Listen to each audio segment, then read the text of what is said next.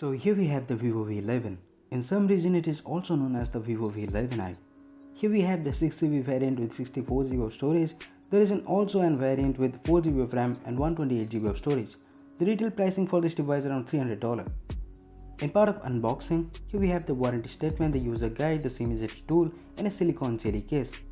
With that we get the device itself, the supercharging unit, USB 2.0 charging cable and a bundle of earphones inside.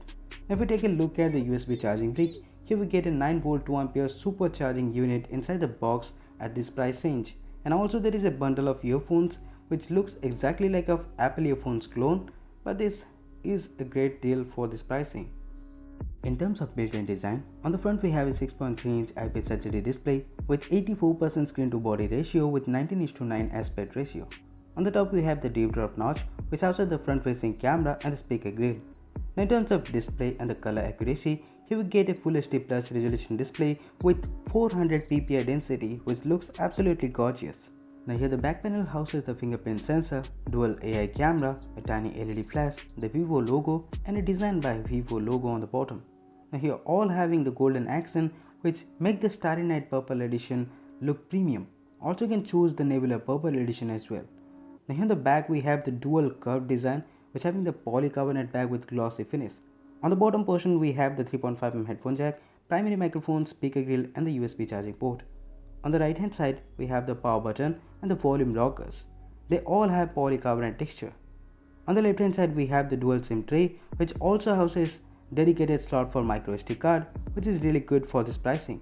Now if we take a look at all this at this price range, here we get 8.1mm thickness and the device only weighs at 164 gram, which make it feel very light.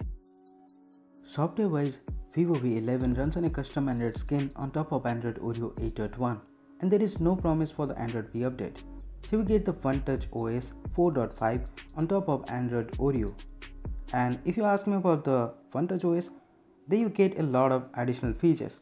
Like swiping from the bottom, you get the control center-like effect which looks exactly cloning from the iOS, and then you get all of the toggles here to play with.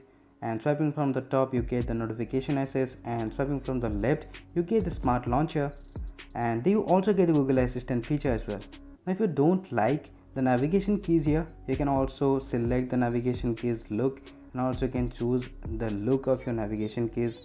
These are virtual navigation keys, and also you can add the navigation gestures which we already experienced on the OnePlus devices. Now here you get the full gesture system. As you can see, swiping from the bottom and holding it, you get the multitasking key. Swiping from the left, you get the control center. So these are some additional feature and which you're gonna explain it more in another video with the Vivo V11 top features. So stay tuned for that video as well. Now the heart-pumping plug inside the Vivo V11 is the Mediatek Helio P60, an octa-core chipset based on 12nm architecture coupled with 6GB of RAM and 64GB of internal storage. Now here you get the Mali G72 GPU which will definitely perform better than the Snapdragon 660 in some scenarios. Now if you didn't watch our speed test comparison between the Realme 2 Pro and the Vivo V11, definitely check it out by clicking the I button on the top right corner. Now asking for the PUBG playback, the device can max handle up to high graphics with HD settings. And if you take a look at here, and there is no battery drain or heating issue on this device as well. Vivo V11 houses the dual AI powered camera on the rear side, where the primary one is a 16MP f2.0 aperture lens, the secondary one for depth sensing, the 5MP camera with f2.4 aperture. On the front we have a 25MP camera with f2.0 aperture lens, which is a 26mm wide angle lens on the front. Now with a good setup of camera hardware, the Vivo V11 also packs a really good camera UI. Here we get the HDR mode, the AI scene detection which is really amazing here. Now also there you get the portrait mode where you can adjust the blur background effect which is called as the wide aperture mode as well. Now here you also get the live photo mode, and there you get the setting option where you can set the resolution as well. Now talking about the AI photography or the AI beautification which make the Vivo devices apart from each, and there you get the panorama mode, and also there you get the pro mode where you can adjust all these things manually, and also there you get the AR stickers. And talking about the videography here, the rear camera is capable of shooting 1080p video. There is no 4K for now, and for this pricing I guess the company need to give the 4K resolution as well.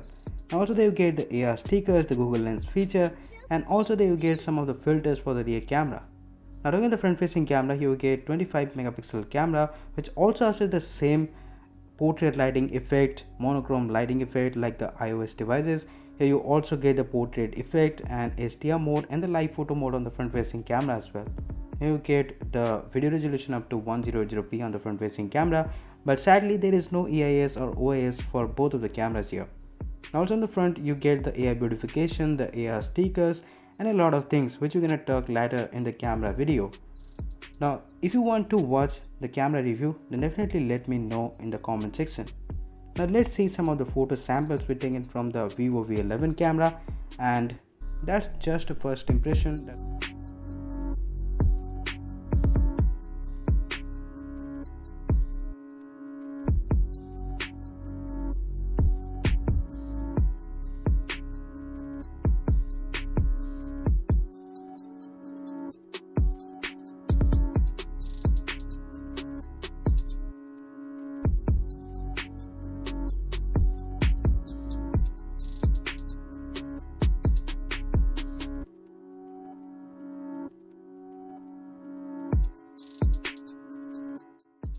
In terms of security and privacy, the Vivo V11 also packs a fingerprint sensor on the rear panel, which works 9 out of 10 times, and also they will get the face unlock, which based on the software base, it uses your front facing camera to unlock your device, which is as compared with the OnePlus 6.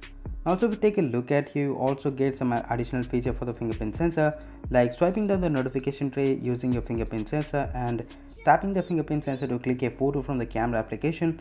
Also you can lock down all of your application using the fingerprint sensor or the face unlock. Also they will get the screen play light option as the assistive light option you get with the OnePlus 6. Tagline for Vivo smartphones is music and camera. Now here the audio experience through the 3.5mm headphone jack as well as the single bottom firing speaker. That describes it all.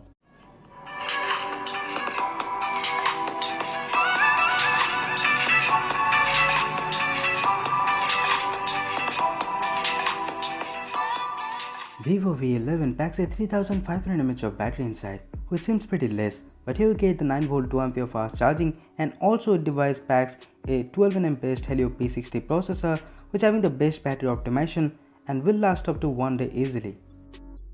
So guys, that's my first impression about the Vivo V11. If you ended up liking this video, then subscribe to our channel for more awesome contents. Follow me on Facebook. Thanks for watching. See you in the next one.